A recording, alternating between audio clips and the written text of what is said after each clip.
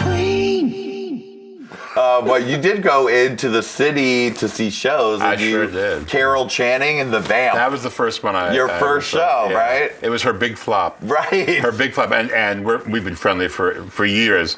Not then, but we were friendly. We got friendly, and every time I mention it, she says, "Will you please stop publicizing that flop?" Because now it's like, I think I've mentioned it so many times. Right. It's now become part of her resume. And she had worked industriously to erase it for 20 years, and now it's back. But it's still, here's how big a flop it was. They had a huge sign, like an old movie sign, with light bulbs for everything. It said Carol Channing in the Vamp, and it was on the roof of the Winter Garden Theater. And they couldn't afford to take it down because they ran out of money. Right. And so you know how theater owners are, is you do everything, they do nothing. So the people who own the theater just kept it up there until somebody would pay to take it down. And so for 30 years, it was never lit up. But if you walked by, you'd look up and you'd see this ghost sign, Carol Channing in the Vamp.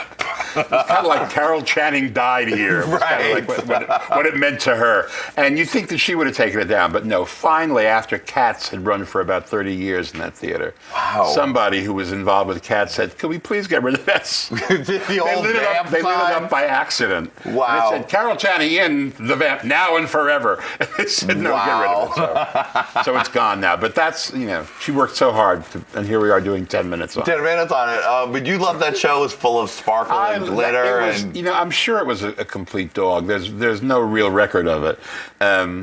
Literally, and nobody remembers anything about it, except I thought it was spectacular. I mean, I'd never seen a Broadway show. The sets moved, and everybody was pink, and everybody struck poses, and everybody had timing, and in the middle of it was Carol, who is this apparition with these huge eyes and this huge mouth, and this, she would these gestures that were just to the balcony, and she would do, her vocal stuff where she would start up here and then she would wind up all the way down here. Because, she's such a genius. And I was totally mesmerized, not just by her, but by the whole mien. And I thought, I want to live here.